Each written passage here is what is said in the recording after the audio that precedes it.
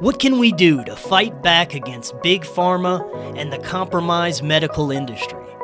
We can become healthy and break free from the perpetual cycle of being poisoned by criminal organizations like most pharmaceutical companies. Come check out what may be the most powerful antioxidant known to man, C60 PurplePower. The benefits of C60 have been personally outstanding. I use it every day and I feel incredible.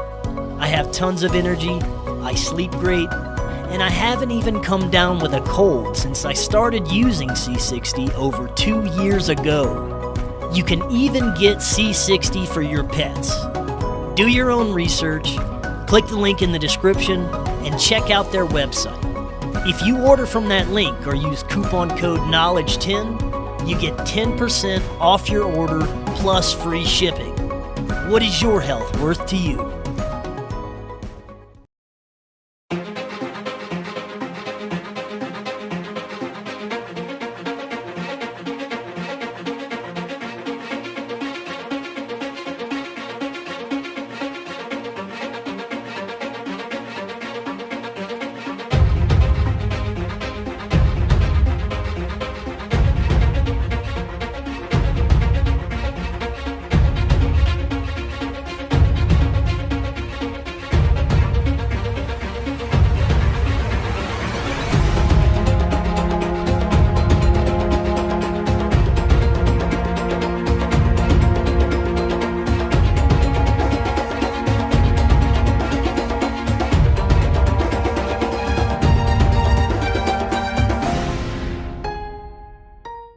Welcome back to Forbidden Knowledge News. I'm your host, Chris Matthew.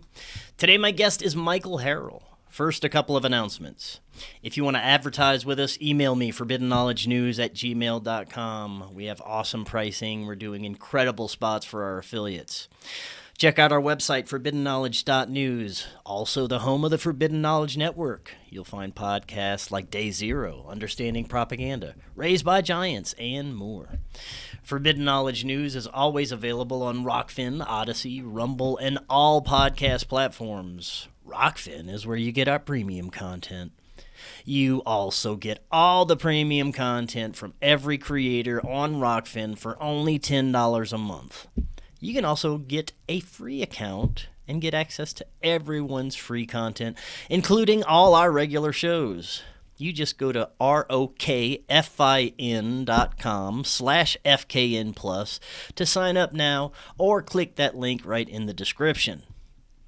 Today I want to welcome Michael Harrell. He is a retired carpenter that had a mission to find out how and why people get so wounded and how to fix them. This task was working in his subconsciousness his whole life, and only in 2016 did the full memory of this task become recovered. Michael, welcome. How you doing? I'm doing good. Yeah, man. A lot of exciting things going on in the world, but I'm alive and doing fine. Hey, you can't get better than that. That's excellent. I've been looking forward to this, man. You've had some incredible transformative experiences throughout your life. You've gained profound insights into not only your own awakening, but a greater awareness of the true nature of the universe and our collective role within it. This is going to be a great conversation. I love hearing others' spiritual journeys and how their life has unfolded just by following their heart and passion. And also heeding messages from the universe and its messengers is, I think, a very important part as well. This is your first time on, Michael. How did this all start for you? Oh, and that's like a whole show in itself. I'm like a carpenter, retired carpenter, but in my childhood, there was some childhood adversities, what they call ACEs. And, I had insanity, like clinical insanity in my life. And so living in a dysfunctional family, and even though I was never beaten or yelled at or anything like that, but there was this kind of underlying current of mental illness and alcoholism and, suicide, things like that. Not for me, but for my family. So I was just kind of that kind of knocked me out. It started with my mother before I was born. She was like traumatized with got in a fight with my dad, and so she didn't. She was like regretting the whole idea of me being born at that time, and then after I was born, she went into postpartum depression with psychotics. So basically, I was born without a mother, and that really messed up my. I was like a crib baby, so I didn't do the crawling and the bonding and all that kind of stuff. I didn't actually learn how to talk until I was 21 years old because I was just shut down. And, it's just kind of what was going on. But then, you know, then I guess when I was in my 20s, did a lot of drugs to try to like, you know, numb the pain and stuff. Did a lot of LSD and psilocybin but then that thing was like, you go up and you come back down. I'm thinking, man, I don't want to come back down because coming down is like, that's a downer. So I end up bumping into this guy in Coconut Grove, Florida, and he was a fully enlightened man. The guy was fully God realized being, right? And I had no idea what that was. I was kind of like a redneck hippie, kind of a guy. And so I just hung out with this guy for like 4 hours one day. And he was telling me about how became enlightened and what enlightened was all about and stuff like that. And here I am and living my life. It's, if you can imagine, thinking like you're driving around in like a Volkswagen, right? You're like those old time Volkswagens. They're just all out of metal and just one radio, and that's all you got. And then I'm looking at this guy, and he's driving his life around in a 747. It's like this gigantic presence, right? Well, anyway, that guy blew my mind, and what actually happened from just driving around with this guy, driving around town, because he was just like this kind of wandering sadhu or saint or something. He was an American guy, about 6'2" or something like that. But anyway, he blew the transmission out of my car. The energy this guy had blew all the seals out of the transmission on my car because I just had a brand new transmission put in. It was a 1965 or Ford Galaxy 500. It was like a big tank. So I took and got it fixed, and the guy said, I said, man, I've never had. The guy said, I've been doing this for 20 years, fixing transmissions, never seen one happen like this. All the seals were blown out of it. And the guy just gave me a new transmission for free. Then a couple of days later, I was in junior college there, and I was driving to junior college, and I started hearing people talk. I go, well, what's this all about? And I actually pulled a car over the side of the road, turned off the radio. I could still hear people talk. I was like 2 miles away from the college. And as I drove closer to the college, I could hear them talk louder. Then I parked the car, and I had to go up one side of the college and then cross in front of the library. When I crossed in front of the library, I looked over and I realized that I was hearing the people reading. You know, when you read a book in the library, I could hear people reading their books, and they talk in their head when they read. So it's like really clear. I could hear people talking in their heads from 2 miles away. Wow. So that was kind of wild. And then I was like, I was at lunchtime. I went out and saw some of my friends, and I go, hey man, this thing's happened to me. I met this guy, blah, blah, blah, blah. And I'm walking closer to my friend, right? Then when I got real up close to him, I was like, whatever it is, 5 feet away. And I saw this slideshow. I was looking at this guy, and I saw a slideshow. And the slideshow was moments of this guy's life, from childhood, being a kid, riding his first bicycle, and it goes on. And then it went to where he was in the current time, and then it went on to when he was getting married and have his kids, and all of it. It's like from life to birth, from birth to death, right? That's called the Akashic Records. So that really did my head in. So I think, well, okay, listen, this whole enlightenment thing is a real deal. Oh, that stuff lasted, by the way, for like 6 weeks or 5 weeks. And then it kind of calmed down because, I'm about as thick as a brick. And it was just by being in association with this really high guy for 4 hours that did all that to me. Yeah. So that'll turn me on, like, what does it mean to be enlightened? What does that mean? And so then I went around looking for gurus and found a good guru and got initiated and did a lot of meditation. And so, well, like when I started meditating, I knew what was going on. So I wasn't fooling around with this, 15 minutes. It was 6 hours a day. I did my meditation 6 hours a day. And I was working construction 8 hours a day. So that means 2 hours in the morning. Then right when I came home from work, I'd do another 2 hours. And then we'd have dinner. And then it was 2 hours at night. So that was 6 hours a day. Of course, that didn't last very long. That was only about 6 or 8 months without that stuff. But I started having pretty profound experiences. Eventually, after a few years, I actually saw God as the energy, the life force inside us. So that was like I'm what you would call a yogi, but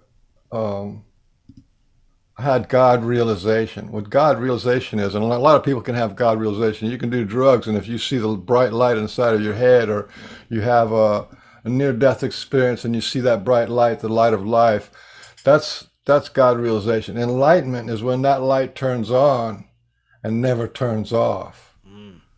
That's the difference. You know what I'm saying? It's the same kind of thing with Kundalini. When Kundalini goes and you're turns on the thing. So that's what was happening. So I did that meditation for like 13 years, right? And had a pretty amazing life. And the reason why I was doing it is because I was so completely crushed as a human being. And you look at the people who become realized, or the people who are yogis, they usually, like Buddha, right? Buddha was like a stick figure. You could see every bone in his body when he got to enlightenment, because he was like denied himself. He was so messed up. He was so screwed up in his head, and he was so looking at the pain and suffering of his own life and the pain and suffering of the world. And then he became enlightened, right? And he awoke and awoke. That became Buddhism. And a lot of yogis, that's, you don't become God realized just because, it's a hobby, like playing with the Ouija board or something. You become realized because you're in pain, man, and there's nothing else for you. Nothing can touch the pain that you're in except God.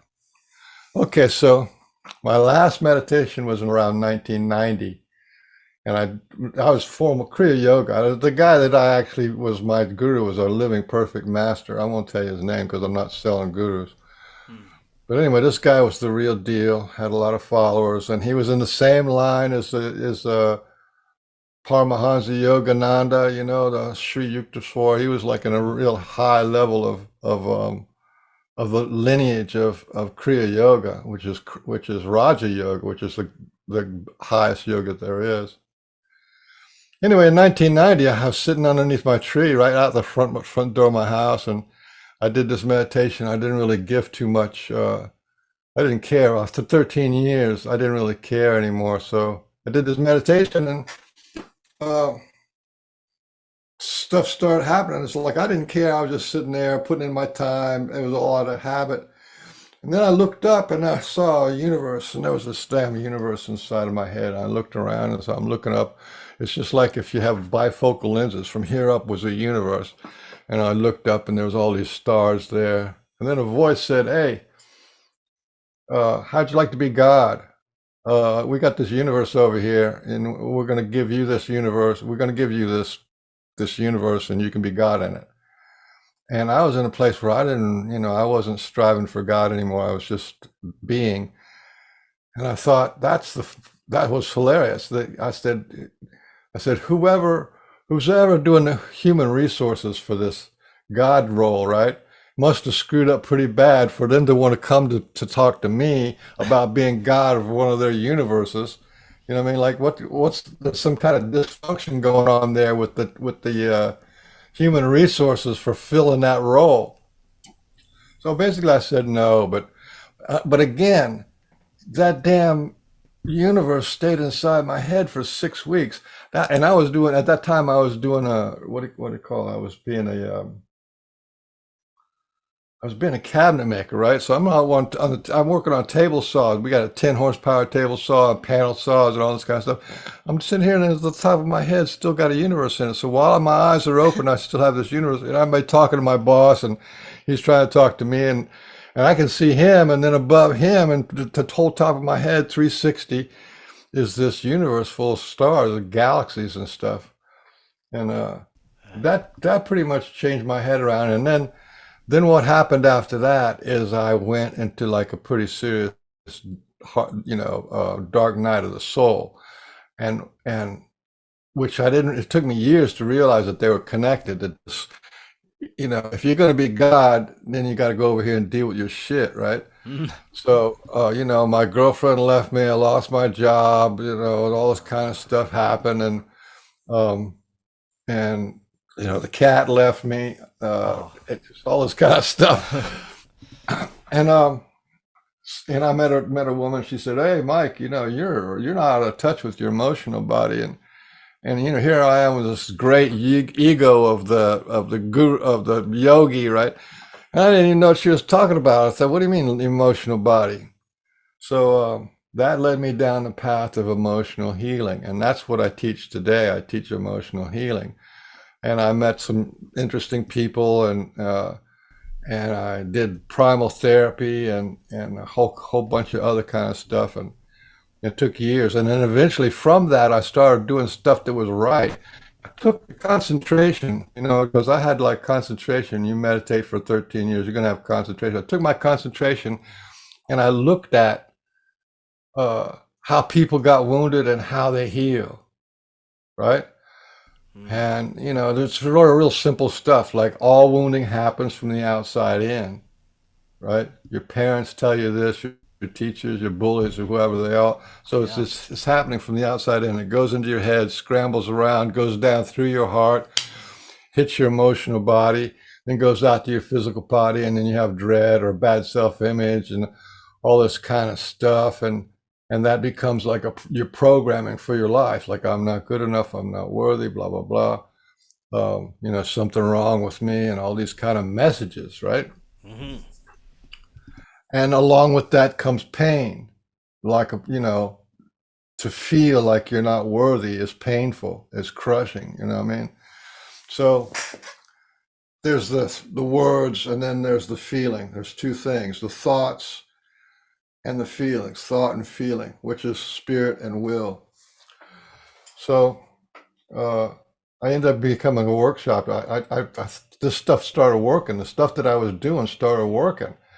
And then I kind of codified it a little bit, and then I hit the books trying to figure out why this stuff was working, and why I could do 13 years of meditation, meet the highest, stuff, and that didn't touch my emotional body. That was a big deal.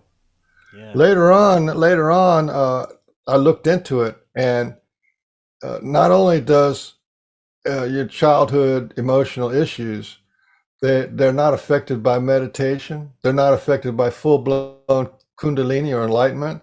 They're not affected by a near-death experience. You know what I'm saying? You would think that these people who are having these extraordinary, powerful spiritual experiences, that would take care of the business, and it's just not true. Because the stuff that happens to you emotionally is on a different level. It is on the content of your consciousness, not on the life force. So, you can awaken your life force, but that doesn't change the content of your consciousness. You're still you, right? And if you had a lot of adversity, a lot of trauma and drama growing up, it doesn't touch it, right? So that was like a pretty profound realization. You know what I mean? You would think the exact opposite. People want to become enlightened. People want they want to ascend. They want to raise their vibration. They want to do all this kind of stuff. But in reality, the dog that's really biting them is their emotional issues. And if you can resolve your emotional issues, the whole need for ascension or enlightenment or Kundalini, all that stuff just dissolves, because you're doing all right. You know what I mean? If you're doing all right, you're doing all right. Then you don't need all this You don't need unicorns and pixie dust to survive. Yeah, man, you're exactly right. I kind of applied the same thing in my life. It's just like, if you wake up and your room's a mess and everything around you's a mess and you got people that don't like you, if you just make the simple changes, clean the mess. Why don't people like me? Fix those, simple problems, and doors open. It's like an amazing transformative experience that just kind of opens up for you just because you started to fix those little things that were noticeably wrong with you, starting with like a dirty room or making your bed or things like that, right? Absolutely. It's like you can't go out to the yard with a shovel and put your foot on the shovel and then lean on it and then pray for a hole. Hmm. That's not the way God works. That's not the way the universe works. You got to dig the hole, right? Yes, You sir. can't look at your house and go, man, I wish it was clean. My house is dirty. Please God, or I'm going to meditate. Maybe it'll clean the house. Yeah. No, there's certain things that you got to take care of yourself. You got to clean your own house. You got to fix the flat on your tire. And then when you fix the flat on the tire, guess what? The car's back in factory specs, drives fine, no worries. Yeah. So that's kind of what it's all about. And it's like how to fix the flat on the tire, how to clean out your inner imprints and turmoil of stuff that happened to you. And that's what I teach. I teach this right now. I have a presence on Facebook. It's called Language Lessons of the Heart. It's a group. And I have a YouTube channel. It's got a playlist. So everything I do is for free because I'm not here trying to make money. I'm not trying to sell you a used car. I'm not trying to tell you how bad your life is and that I'm going to fix it. I don't fix anybody. What I mean? All I do is tell people what I did and how consciousness works. And if they want to do it, that's fine. If not, because it's sort of like to change and to heal and evolve your emotional body. It is like a spiritual path in a way because you shift from being outer directed to being inner directed, from seeking love on the outside to seeking love on the inside. And that romance right there is kind of sacred, right? That's the shift, Yeah. and you can do a lot of political stuff. Oh, the history of this and Illuminati and that and this, that, right? Well, that's all exterior. You know what I mean? Mm. And how is it that we can have 200 years of predatory government, predatory schools, predatory uh, medicine, predatory lending, predatory religions, right? How can we have all that, right? And then you say, well, we got to form a new government. When you ask people to form a new government, they go blank, right? Well, what would you do different? If you were the president, you're going to start a new government, what would you do different? Yeah. They go blank. And the reason is because the whole content of their consciousness is in this cult called culture. And the culture is predatory. You are a slave to the boss. You're a slave to the God. You're a slave to the laws. And that whole thing is slave mentality. And you have zero recognition or cognition about what's going on inside of you. In fact, the external government is a reflection of the internal government that we have. We've been programmed so we like to think of ourselves as the president, right? And our body is the body of the people. Our heart is the heart of the people. Yeah. And that's exactly what happens. Just like computers, right? Computers are based on the model of human consciousness. We have a computer that does all the work. And then we have memories and we have applications, right? So applications is what trauma and drama and the society is applications. The laws is the application. Religion is an application, right? So what's outside is a reflection or an extension of what's inside. Yes, Yeah. man. And the 100%. reason why we can't get a new government is because we don't have the form of the internal government inside. Once you get the form of the internal government inside, then you can rock and roll. Yeah, they should make all world leaders and people in high positions go through majorly transformative experiences and take care of all their emotional shit before they even try and rule anything. But No that, truer you know, words, no truer words. yeah, That's the game, right? That's the inner game, yeah, right? Because if you vote shit in, you're going to get shit out again. So, yeah. we're not getting statesmen. We're getting cartoon characters, and I'm Actors, including yeah. Trump. I'm including Trump in this whole thing. Mm, I'm not a Trump romantic. That guy he has his issues too. To me, yeah, it's just like to me, it's like what's going on out there is two different mafias. Like there's yeah, the Khazarian mafia, and then there's the what do you call it, the Russian mafia, and that's yeah. all, and they're all trying to fight over the world. Yes, exactly, But man. anyway, Yeah, that is also a reflection of us because we have uh, what really runs the world is denials, right? yeah. We deny. And let me tell you how bad it is. Let me tell you how bad it is. You've heard about the elites and the movie stars and the government that they like take adrenochrome, right? And they Of have course, the yeah, kids, yeah, and yeah. where the kids are like trafficked, right?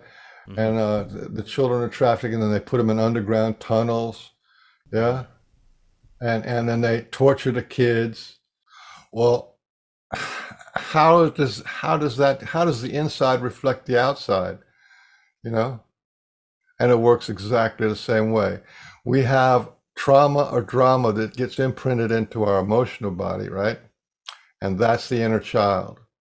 And that inner child becomes our shadow, becomes our inner demons, right? So we suppress the emotions, the pain, and the suffering. We suppress the suffering of our own emotional body, which increases the pain of the inner child so that we can live an adult life, have fun, make our money, get married, and all that kind of stuff. You see what I'm saying? We sacrifice. It's a one-to-one correlation. You see what I'm saying? And our childhood experiences right now are like not good. They're not good. No, You know? for sure. Yep. No, It's a generation and generation of multi-generational trauma that's being applied to people to keep us in this state of fear and trauma and non-growth and non-spiritual growth, which is, one of the problems we're facing. I want to go back to a second to one of your transformative experiences. You had what you called 3 days of bliss, crying and laughing from a holy water cannon. Could you tell us a little bit yeah, about that that? was that was cool. Well, I'm the guru at the time. Yeah, like I said, that was back in the heyday. The guru at the time, they had he had that they had a holy thing. That's where they take the colored water and stuff. But he had a lot of people uh, in the community all around the United States. And see if I can remember where this. Oh yeah, they were going to have the holy in the Orange Bowl, right? Get all the devotees from around the world are going to go to the Orange Bowl. And to do that, we had they got a fire truck, and then they had the fire truck hooked up so they could hook it up to one of these fire hose, kind of like water cannons, right? That they used to put at fires. That thing means it could go out, 50 yards or so, or 80 yards. So they were testing it, right? This was before the Holy program. So they were testing it. So they built a big scaffold. I was helping them build a scaffold because I was a construction guy. So they're building a scaffold, right? And then that day the guru showed up and was going to test it. And so we were all like playing. We were having fun. This was called service, and we're just playing around to test this thing. It was in a park on South Beach, and so he fires up this thing, and there was like about 4 or 5 of us that were still on the top level, which was even for him. So he was on an island in the middle, and then we had a big circle of scaffold. It was like 2 layers high, so because he had to be high to shoot out. And this was a test, and so he was playing around with the gun, and at one point he turned that gun and hit me on the chest. And when he hit me on the chest, he was putting his energy right into it, right? So you're taking like the normal guy, and you put God, life force. That's what those guys. Guru means darkness and light. The guru is the dispeller of darkness and the revealer of light. That's what guru means. So he hit me like that, and then it was just like that was just like I just went into bliss, and I was like completely drunk. I couldn't function, couldn't talk. I could barely walk to my car. I just dropped everything, walked to my car, started up, went home, and it was just laughing and crying and laughing and crying for 3 days. It was just Wow. intoxicating bliss. Yeah, and that's you only get bliss by um, by comparison, right? You have to have a higher vibration, and then there's a separation between the higher vibration where you are, and when you get brought up to the higher vibration, that's a blissful experience. And you listen to the people who have near death experience, they all talk about this. They go from being a physical body up to a spiritual body, and then they get all blissed out. But in reality, we're all blissed out all the time, which is kind of a shock. Yeah. I mean, we're enlightened all the time, we're blissed out all the time. The only thing is our level of connection to it. There is no actual enlightenment as we think of it as enlightenment. It's not something you attain. It's something that's already there, and all of a sudden just the door opens. So it's already there. We already have everything we need. We're already super conscious. We're already all that kind of stuff. But it's the stuff in our consciousness, the content of our consciousness, like Krishnamurti says, the content of your consciousness is what's divisive and holds you back. So that's why we don't walk around feeling in bliss all the time. There was a time, let me tell you, there was a time that I just like I'm feeling exactly how I feel now, right? Which was like exactly how you feel right now. But I was so high that I remember some people came over to my house one day, and I was walking next to my friend, right? I was talking about something, I don't know, I was teaching something or something like that. And this guy was sitting on the floor, and he looked up at me and said, when you walk past me, my whole head fills up with blue light, right? And here I am talking to you now, and you're listening to me now, right? I felt none of that, right? He felt it because of the separation of his vibration to my vibration. But so the point is, you cannot actually tell how high you are, and you can't tell how high you're not. Well, usually when you do drugs, you find out how high you're not. Yeah. That's the depressing side of doing drugs. Right. Man, that's incredible. I want to talk about some of your most profound unexplained experiences when it comes to contact or otherworldly beings or extraterrestrials or things of that nature. I know earlier you were also telling me about some of the Sasquatch work you're doing. I want to get to that too. But you've had experiences with extraterrestrials? Yeah, I did. Again, so how could I frame this? Well, anyway, going back to that story of doing my healing. Right after I did my healing thing, I put together a workshop, did a couple of workshops in the United States, and I did a couple of workshops in Jamaica on emotional healing, and that was really powerful to do in a workshop business. We had people who were remembering the beginning of creation, and people who saw the original incident of death and stuff like that. So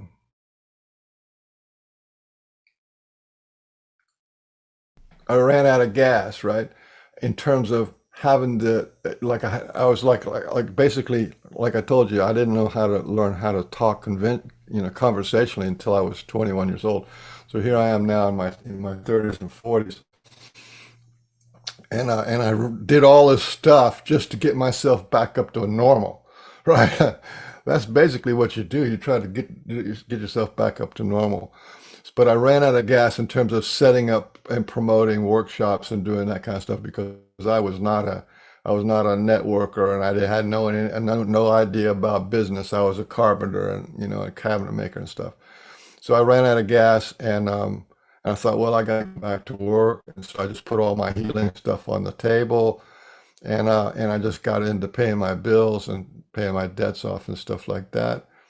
So that was basically like a post-healing part of my life. So it did all this emotion. There was the God realization part of my life, and then there was the emotional healing part of my life. And this was post-healing, which was kind of like how to integrate all this stuff is just to live a normal life, which is pretty cool to live a normal life.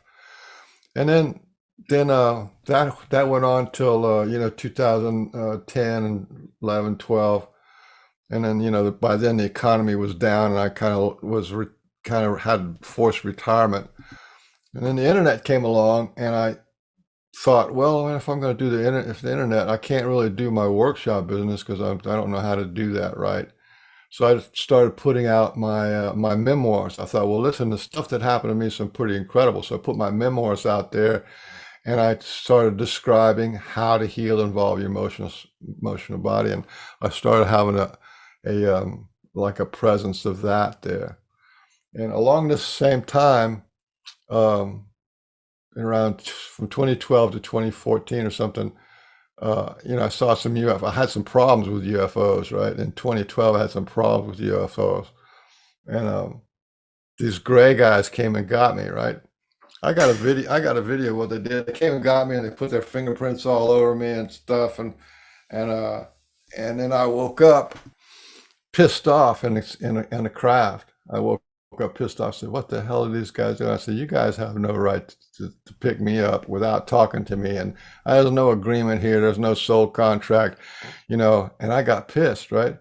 Meanwhile, I'm just sort of like sitting in this place in their craft, and I saw that they had control of my mind, they had control of my body. I said, oh, well, guess what? If they got control of my body, that means they have to have somebody in control of my body. That means that somebody's focusing on my energy being. So I said, that means there's a two-way connection here. So what I started doing is I started projecting to them that they're covered in ants, right? That there were ants inside of them all biting them, right? And as soon as I projected that energy inside them, because they couldn't break the connection to me, or else I'd get up. So they started running around. These little gray alien guys started running around. They started panicking and stuff. And then as soon as I saw a reaction out of them, I thought, okay, I'm going to burn them on fire. Just the imagination of them being burned alive or burned from the inside out. And they were like zipping around, and they didn't know what to do. And then they tried to push me off. And as soon as they tried to push me back down into my body, I was like holding on. It's like, I'm going to let these guys know where it's at. Anyway, you would say this took place in an astral type of realm? It's 5D astral. I don't know what you want to call it. I felt my body. I felt their presence. I felt, so there was a feeling there. It wasn't just dreamlike. So it was whatever it was, whether it's a construct or I'm not really sure how to do it, how it is. There's a lot of people have theories on how that works. Dream time is definitely different than this construct, and the construct is a little bit different than actually being invited on and talking to them, and you're flying the craft or whatever. There seems to be different ways that works out. So anyway, that got me in touch with. Then I started like looking into UFOs and stuff, and there was a guy in my neighborhood, not my neighborhood, but like within a couple of miles of me, called Ray Hernandez. Check out our friends at Linquistity Gifts. Linquistity Gifts is a metaphysical store offering natural gemstone bead bracelets, signature and zodiac, designed and made in the United States, as well as raw and polished stones, crystal balls, pendulums, tarot cards, natural crystal points, wands, and so much more. You can even get a tarot reading. Their beautiful signature designed bracelets can aid with creativity, balance, focus, and well-being. They can even customize the bracelets for you. Just send them an email to find out pricing and availability. Visit their website using the link in the description, or visit linquistitygifts.com and use coupon code FKN to get 10% off your first order over $20. Linquistitygifts.com. Yeah, I've had Ray on. I've had him on. Yeah, Ray's an interesting guy. He tell you a story of he was driving down the highway and they took him out of his car and they took him to and they had him see this big circle, and the big circle was consciousness, all the kind of paranormal stuff, ESP and Ouija boards and meditation and all this kind of, the whole thing. It was the whole plethora, the whole circle of what we call paranormal. And they gave him the dictate. They gave him the dictate to, study the connection between all the different paranormal stuff, right? And then that's where he did the whole thing. So I was like friends with him, and we'd call on the phone every once in a while. Meanwhile, he gets like 11 PhDs and Dr. Edgar Mitchell, and us the whole thing going on. So that was another whole part of the mix. This was the lead up to this time when I was taken. So I had already had my language lessons of the heart done, right? And then and I'm friends with Mary Rodwell and Ray Hernandez and a bunch of other people. And but I never thought of myself as having a mission on Earth, right? And it was Dolores Cannon was talking about people who have missions on Earth, and then Mary Rodwell was talking about, well, you come here with a mission, as like the indigo people have this mission to raise the vibration, this, that. And it never occurred to me that all this stuff that happened to me in my life, like I met 4 enlightened men, 1 enlightened Sasquatch, and been initiated three different times. And you don't hear about people being initiated into meditation 3 different times. It just doesn't happen. So I was in my bed one night. I just got taken on this craft, and these guys, I think they were Syrians, but I have no idea who they were. They had like this white head sock on and a black uniform, and they're a little bit shorter than me. I'm 6 feet tall. They're a little bit shorter than me. And so they take me on this craft, and or it was a base somewhere, I don't really know, or it was so then they put me on the stage and they said, okay, we want you to give your report. And I go, what report? I had no clue, right? What report? They said, well, your report on how people got so wounded and how to heal them, right? And I said, okay. So I started giving my report. Now me, before this, doing emotional release work, right, and doing the healing work that I do, you heard about people talking about lifetimes, right? Getting your memory back from lifetimes, and how to get your memories back and all that kind of stuff, right? Well, when you do emotional healing work, the deep emotional healing work, you get your memories back. And the reason why you get your memories back is this: if you suppress an event in one lifetime of an event, an emotional event, whether it's a broken heart or childhood abuse or being killed or raped or murdered, when you have these heavy duty things lifetime after lifetime, you suppress them in one lifetime, you suppress them in the next lifetime.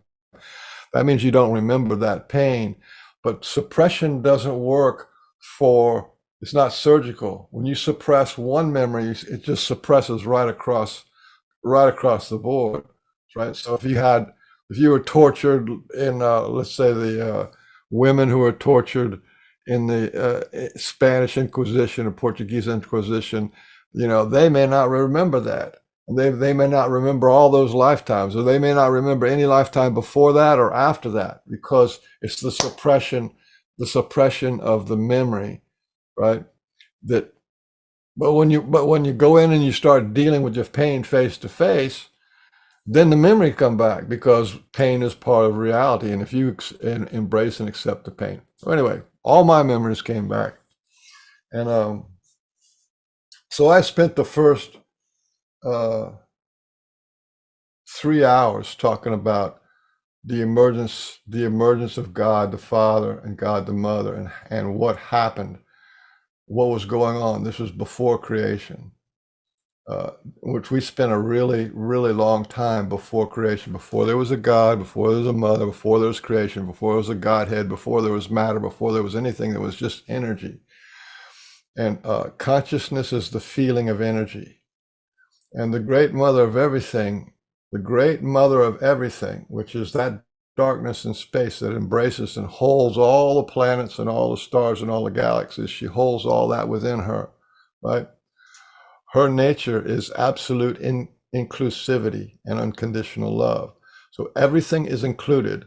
What can be, what was, what can be, what will be, everything, and the probabilities. But it should not, doesn't have a rational material mind, and she doesn't have a locality. In other words, I'm an identity because I'm in this body, in this chair, talking at this time. That's a locality. She didn't have that.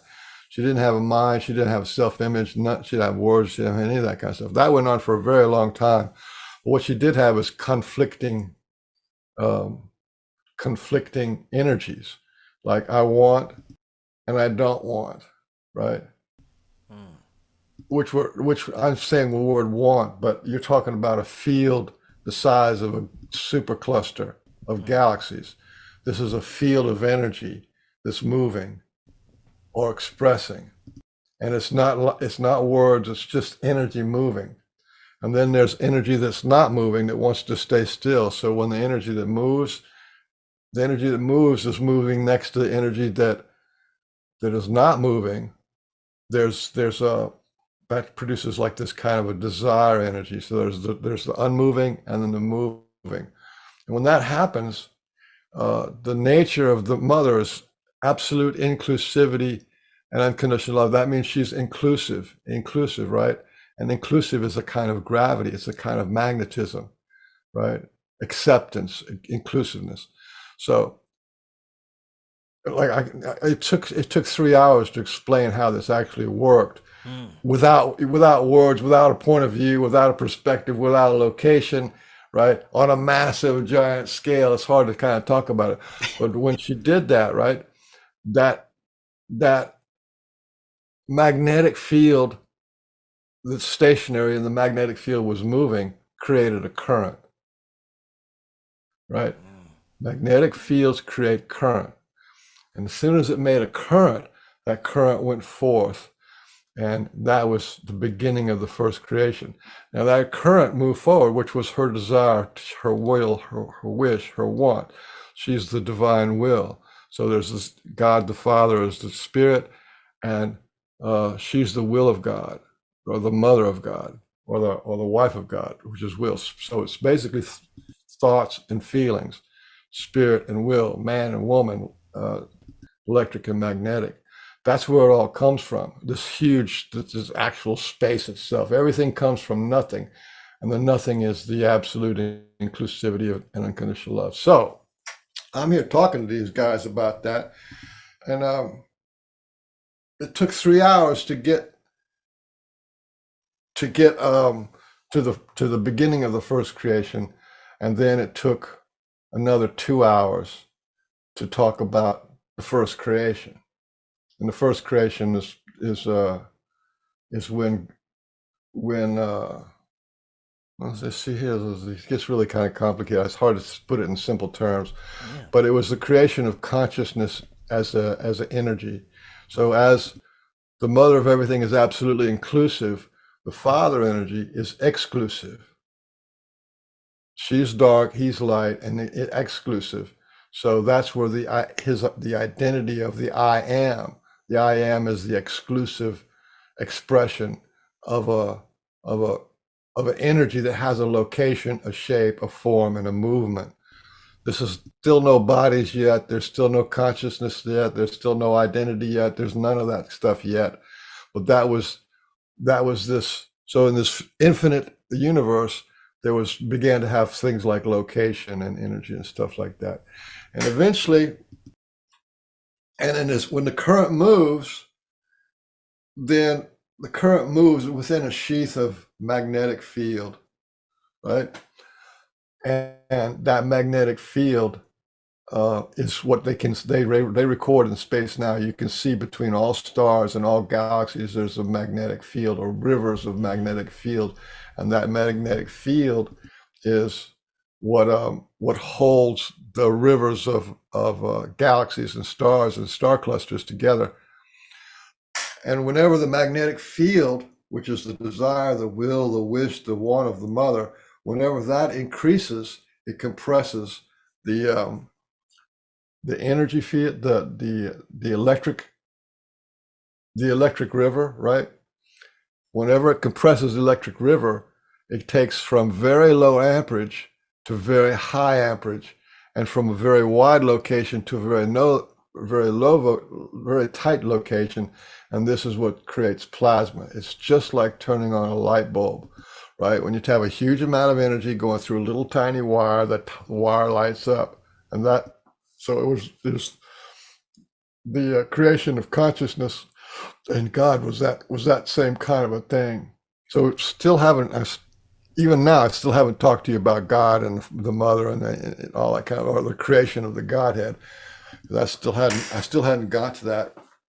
So what was interesting about being on that craft, telling my story, is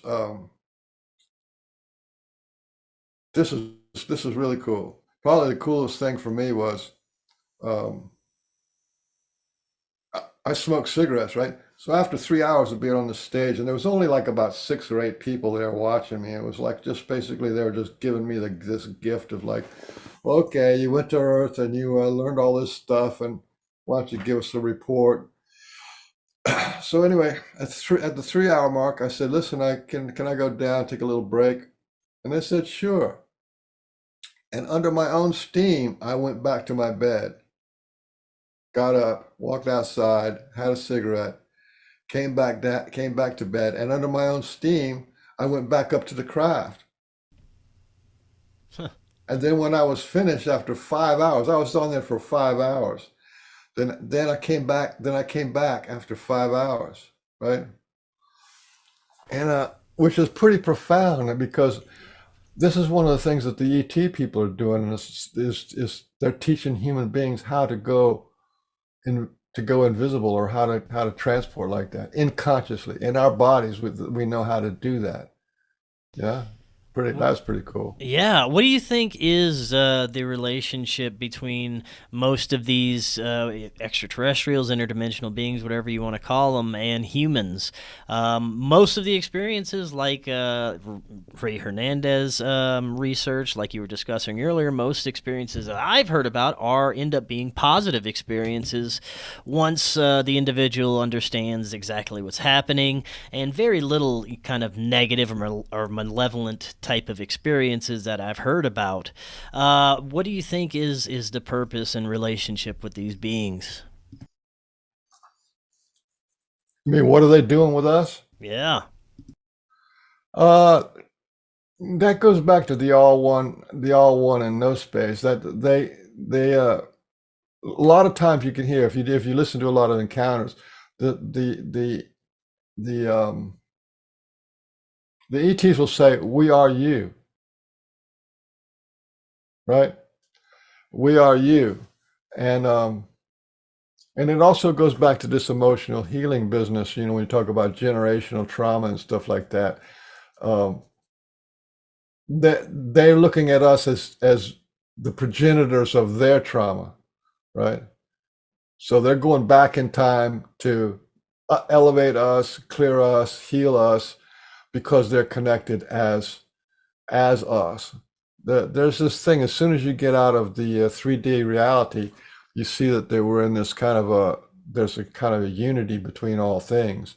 That's another thing that's a big issue, is this unity between all things, is we're not one person. We are kind of spread out across the whole universe, right? And so we can have aspects of ourselves on any star nation, any location. You can remote view an ant on Mars 5 million years ago, right? There's people who could do this. So that means we are on Mars 5 million years ago. You see what I'm saying? There's this unity thing going on there.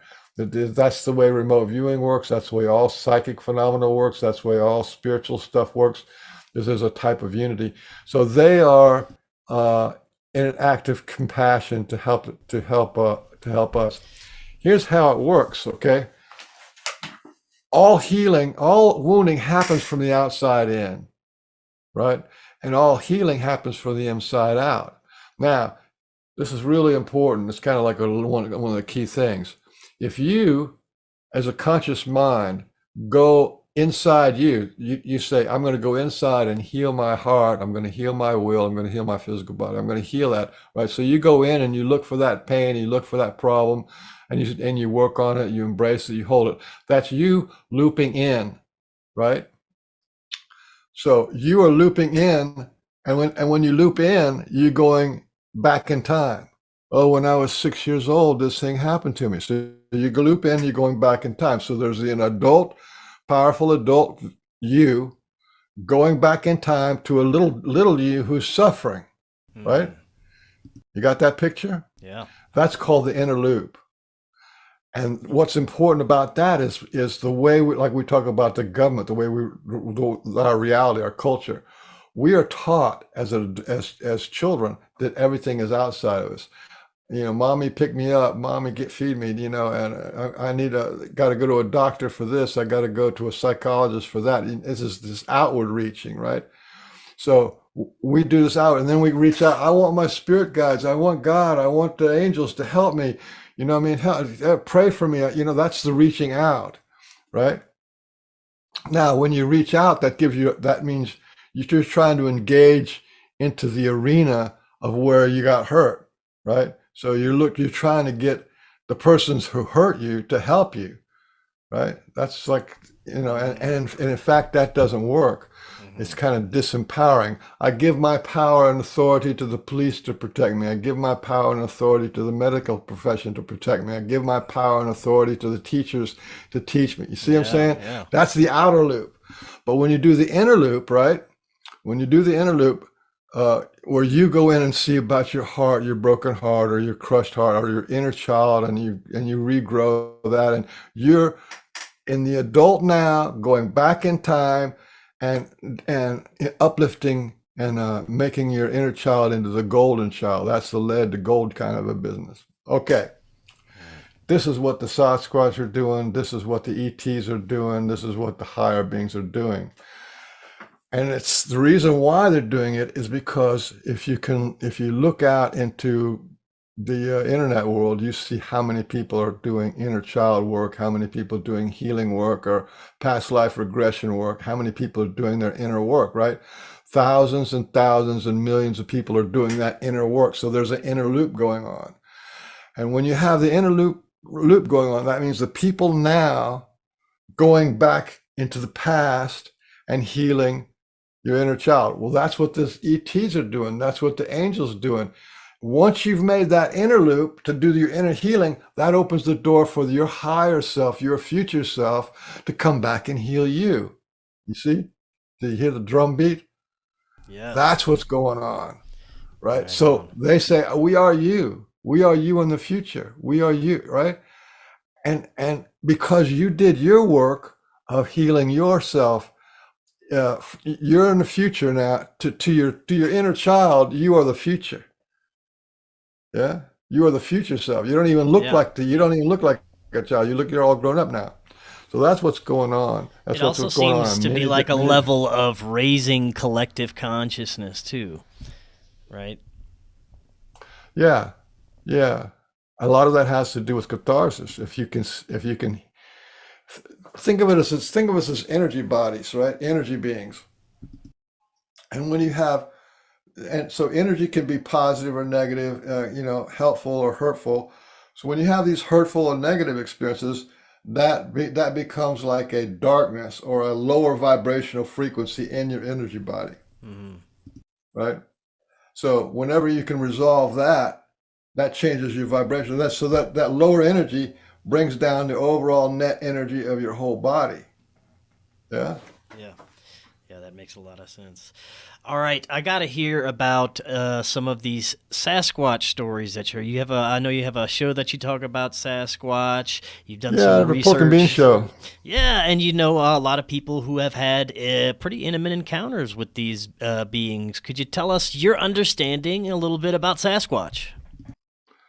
Yeah, Sasquatch, they're our older brothers. They're part of the mix here on the planet, and they they've been around for a really long time, and they've been our teachers and mentors whenever we go into a dark age, or whenever we lose our spirituality.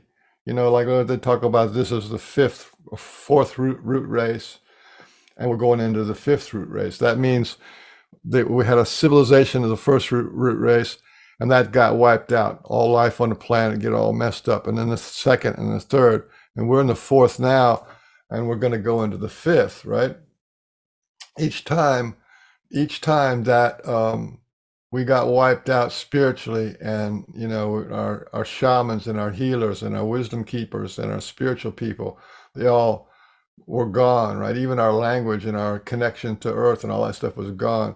The Sasquatch were there, and so they bring back the vibration of the humans. And you know, you do when a shaman does a you know, he wants to have a shamanic journey. He goes out to some rock on a mountain somewhere, right? And he basically goes there to die until he gets a vision, until he gets something. Well, the Sasquatch are watching all this, and they'll give the person the vision, or they give them the power animal, or they give them what they need. Same thing in India. You know, it's the land of the gurus. When the guru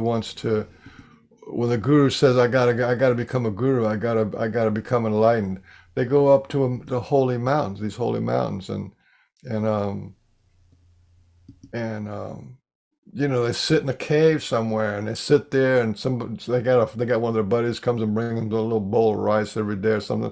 They're going up there to either become enlightened or die.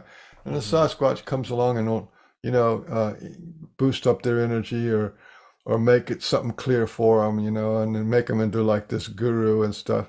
So these guys have been around a long time. They're on the same level as the ETs. As a matter of fact, like I have a list somewhere of like 40 something things that the Sasquatch and the ETs have in common.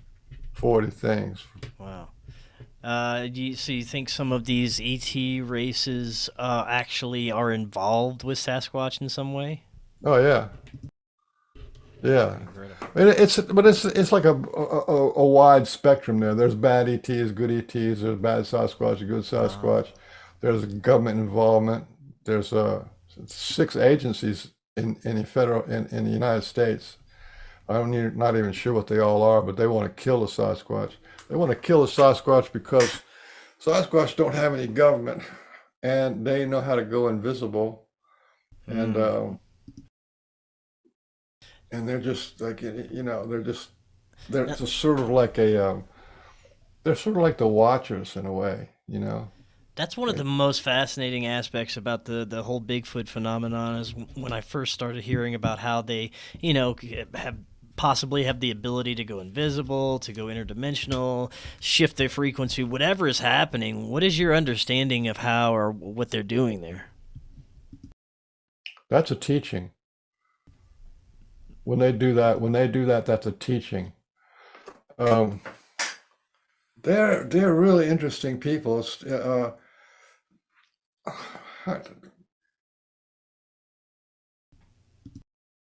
Like I s- like go like let me go back to the first guy that I met that was enlightened, right? Hmm. And he had this mind speak thing, right? So I could hear people speak from 2 miles away. Well, a Sasquatch, and I could hear what they were reading, and I could understand them, right? So the Sasquatch can do that up to 5, 10 miles away for one person, or they can do it around the world. I know I've experienced them. A guy on a radio show talking to a Sasquatch in BC, and talking to a lady who has a problem with her horse in Australia, and they're doing this mind speak thing, and the Sasquatch was telling her what to do with her horse. So there's that mind speak thing, right? And then there's this thing of the life review, right? The Akashic record, where you go up to somebody and you can see every single record of what's going on in their life from birth to death. The Sasquatch do that too. If they're connected to you, they will know who you are from birth to death, right? And then they know how to like. But the other thing is they're not invasive. They have like this. They don't want to be invasive because they respect our karma. They respect our life path. So that what they will do is they'll poke your feelings, like you got to poke in the feelings to go. Let's look at the Sasquatch. It's simple as that. So oh, let's look at this. That's what's a new buzzword going on. So they poke your feelings a little bit like that. Very non-invasive. You got to be real subtle to understand how connected they are. They showed me that there's a couple of thousand Sasquatch that are monitoring around 4 million people. Everybody who watches a Sasquatch show there's a Sasquatch who's watching them watch the show. Wow. Now, for the last few And there's the minutes, same thing for ETs. The ETs watch your show. They watch everybody's show. They see what's going on. They know what's going on, and they do the same thing. They don't come in here and tell us, "Oh, you got to do this, you got to do that." They just poke you with some feelings. They say they upgrade you here. They make you feel better about this, or make you excited about let me look about that, and you know. And like for you, like you want to find out about consciousness, you want to find out about the history, and you want to find out about lies and corruption and conspiracy. You want to find out all that stuff, and you want to find out the spiritual transformative stuff. You see, all those are not all exclusively yours because there really is no exclusively you or me or anything. We're all right, kind of a conglomerate of one thing. right on, man. Yeah, I love it. There is so many directions we could go from here, but for the last few minutes we have, I want to get your thoughts on what is happening with the major changes in our collective consciousness right now and the direction that we're headed as people, as a humanity. If you're encouraged about what's happening right now and where we're headed. Yeah, I think we're winning. We're winning. Uh, I follow this what the ETs are doing. The wars in heaven, or, the wars in the space, and all that kind of stuff. I kind of follow that and listen to the Cory Hughes side and the Elena Danana side, and all that. There's stuff going on. Skullduggery is going on, and but I think you gotta go back and listen to the rocks and talk to the trees. Mother Earth herself is doing the work, right? We are just the fleas on a dog, and she's doing her work. She's ready to have big changes, and so I think there's this thing, right? There's this thing that's going on the planet. The ETs are talking about it.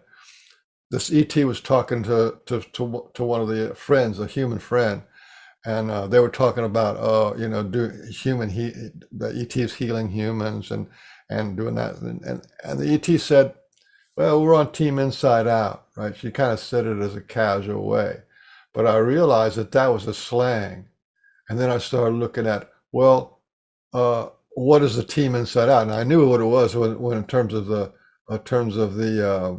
ETs, because 90% of the people who've been on the craft, they don't remember it, and yet they're awakened. They start looking at this and changing their life, and resolving issues that they had, and opening their mind to more possibilities, right? So they're doing this Team Inside Out thing, right? Well, Ray Hernandez, like said, so they got told, please go and look at all these psychic phenomena. So all these people are doing this psychic stuff. There's psychic schools. There's the Pontel. You ever heard of those guys out, Yeah. right? That was with Sue Walker. They're teaching people how to do that, right? The Sasquatch are teaching people how to go invisible. I got my leg to go invisible. That was pretty cool. And yeah, So you yeah, had they a learned. Sasquatch instructing you on how to go Yeah, invisible? Tell us a little bit yeah. about How that. to do? Huh? Tell us a Oh, little bit about it. uh, again, this is I'm not a normal guy, and but in some ways I am, because I'm just this guy, right? But I was watching videos back then, and I had already had like a shamanic journey with these guys, and they gave me this vision, and it lasted for 3 hours where they had me talk to a rock. That was pretty cool. And the rock talked for 3 hours about the beginning of humanity, and how, not the beginning of humanity, but the beginning of all life, and how all life is made out of water and rock. So that was like one thing. So then it's like a couple of years later, they took about 2 more years after that, after I was friends with them, where they would talk to me about the all one and no space. And the all one is, you kind of figure out what the all one is, but no space is different. No space is like, there's me, right? I'm here, I'm talking now, and I'm going right here to my computer, and there's a space there, right? And then there's a space from my computer to your computer, goes all the way from Savannah to Colorado, and then there's the space of the computer to you. Well, they live in no space, where there is no space, and that's like another level of all one. So anyway, it took them 2 years for them to get in my head what it means to live in all space and no one, in all one. Okay, so they know, like I said, they had my life review. They've known everything that's happened to me my whole life. And so I was listening to the Fur and Cedar program. It was a channel on YouTube, and there was this lady there named, what was her name? I forget her name, but she was talking. She was a channel. She channels the Sasquatch people, and one of the channelings the Sasquatch people was talking to her about is how they go invisible, and they go invisible by breathing light into their heart, and then increase the light in their heart until what they call glow. It glows. Your heart glows. This is like a meditation, and then when your heart glows, you can spread that out to your whole body, and when you can keep the glow going, then your body just disappears, right? So I was listening to her talk about this, right? So I'm actually watching this video, just like I am now, watching this video, and then my Sasquatch teacher, mentor, friend, brother, he sticks his hand inside my heart. This guy, if you can imagine a hand about this big, like this, my hand's this big, easily twice the size of my hand, sticks his invisible hand inside my heart and took over my breathing. It was like really deep, really fast, like connected breathing, really fast, connected, deep connected breathing. They start breathing. And when he did, he put energy into my heart. And since I had already had an initiation from a guru, and I already had an initiation from the mother of everything, I knew exactly what he was doing. He was initiating me into heart light meditation. And then, and I already had 13 years of meditation, so it's not like it was like a big stretch or anything. So I knew exactly what to do. And so I just started meditating every night, and I did that for another maybe 3 or 4 or 5 months. I wasn't really super trying to go anything invisible or anything like that, because I really don't care that much about it. But after about 4 months, and I had this heart light meditation down pretty good. He came along one night and took over my breath again, and he took over my breath, and so I was huffing pretty strong, and like this guy, Wim Hof, right? It's sort of like that kind of breathing. And then it got to where I was panicking, because I was like, if you hyperventilate, right, you get to that point where you kind of panic. And when I panic, I sat up in bed. And when I sat up in bed, one of my legs was gone. It was invisible. I could still feel it, but it was gone. It was completely invisible.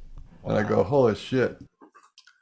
Anyway, so that's when they go invisible like that, they're teaching you, right? Who can do that? Only masters can do that. When people talk about I shine, right? I shine. And I can tell you about I shine. Well, the second enlightened man that I ever met was a guy named Sri Chinmoy, and Sri Chinmoy, he had a program, right? So it was in Miami, and I went to this program, went with a friend of mine, and I thought he was going to be a guru. I thought he was going to talk and stuff like this, but he never talked. He came out on the stage, and there was it was like a little one of those auditorium kind of places where you know, like where you have a high school graduation. So it's like a big indoor theater kind of a thing. So he's sitting there and he just like closes his eyes and goes into samadhi, and the lights went way down, and then he started looking at people, and I was sitting on to his left, so it was he was his left, and I was kind of high up, and he was started swimming, looking at each person, right, and when he came around and looked at me, this guy had light coming out of his eyes. There was light inside him, and I knew like that. I knew that was the light of God. He had the light of God coming out of his eyes. He was enlightened. His energy, right? He is the same thing as like the Sasquatch you're talking about. You amp up the energy. When you amp up the energy, it turns to light, and when it turns into light enough, the light will come out of your eyes. When you hear about eye shine, when you hear from now on, when you hear about eye shine, they're teaching you. They're saying, you know, that's why sometimes you could, if you tried to shoot one of these guys and they're in a really high state of like really near invisibility, or they're in light, that enlightened thing, you can't kill them. You have to catch them when they're just normal. Then you could maybe kill them. But that's really high. They're talking about if the Sasquatch researchers knew this, if they knew that the Sasquatch is showing them the light of God out of their own eyes, then people would just like flop over, full out prostration. You know what I mean? Because if, you know what I'm saying? I don't know how many people have ever experienced what it's like to be in the presence of God, but I mean, that's not something your body deals with real good. It's like you're just like explosion of stuff, right? Of gratitude, of awe and wonder. So that's what's going on. So in a way, the Sasquatch are like greening humanity, right? They're growing us up in a way. But it's going to be a long time, because you look at what's going on with the history of the UFOs, right? The UFO people, they were monsters. They're going to eat you. They're going to abduct you. They're going to torture you. The war of the worlds, the war of the worlds. Everybody's going to die, right? That went on for like 30 years, right? So we're still in the first 10 or 12 years of the Sasquatch thing, and they're still into, they're monsters. No, they're people. They're monsters. They're people. They're monsters. They're going to eat you. They're dogman and all that kind of stuff. Dogman are actually really cool people too. Oh man! So I don't know if that really covered it. But yeah, man, this is great. We're gonna have to definitely have you back on. There's so many different rabbit holes we could jump in to discuss. This was fantastic. But before you head out, Michael, let the audience know where they can find you, what you're offering them, all your sites, YouTube, all the good stuff. Well, it's real simple. I'm not a salesman, and I don't do anything for money. I'm not trying to get rich, and I'm not trying to save your soul or anything like that. But I do have probably the best healing modality in the world. It's called Language Lessons of the Heart. There's a group on Facebook that you can join, and it's for free. You can go to my YouTube channel called just Michael Harrell. And I have a playlist on there, you know, that covers the Language Lessons of the Heart teaching, and it's free, right? So to me, if the number one thing needed to be done on this world is to heal and evolve your emotional body, get that sorted out, because we can't go into a new reality, a new thing with the same, you know, dirty house that we had. It doesn't work that way. We won't even be able to recognize it, or we will just pull this predatory culture along with us into the higher vibration. And there's a lot of that going on. There's a lot of that went on in the when you start talking to the ETs. You go, oh, here's these people over here. They're fighting there. Well, it's because they brought their predatory. You know, so there's a war in Orion. There's a war in Arcturus, and there's these. You know, there's the Draco Wars. There's all these wars going on in space. Well, that's the reason why, is because they didn't resolve their issues. They reached their spirituality without resolving their issues, and that's why it's such a big deal on Earth, and why everybody's going into like resolve your issues before you try to get into this super spiritual world, right? Because like I said, remember what I said when I started? You can reach an enlightenment, and it doesn't touch your emotional body. You can have Kundalini awakened and be fully awakened, and it doesn't resolve your emotional issues, you still got those. And you can have a near-death experience, and you have 10 near-death experiences if you want. And it doesn't, I know a lady who's had 5 near-death experiences, and this lady is a train wreck, right? Yeah, man. You It know, sounds like the difference of being. She's got the show, and everything, but herself, broken. She's a broken person. Yeah, it sounds like the So difference do of your being healing on work. the light side of the dark side of the force, right? If you take care of your issues, you might end up on the light side. Or you might understand that the great mother of everything is in the darkness. So, you know what I mean? It's not like you think. The reason why we fear the darkness is because that's where the pain is. And when you go and resolve that pain, that is the alchemy of turning the lead into gold. You have the golden child, and you want that golden child because that's the one that's going to take you into the next realm. I love it, man. This was fantastic. Well, Michael, like I said, we're going to have to definitely have you back on again. We'll get in even deeper next time. I'm game, yeah. I got what do you call it? A PDF, not PDF. I got like keynotes. I got like 5 keynote things. I'm maybe gonna start doing that this year. Do keynote talks. Right on, man. That'd be excellent. Well, we're going to do it again soon. Until next time, everyone, have an excellent evening. We'll talk again tomorrow. See y'all then.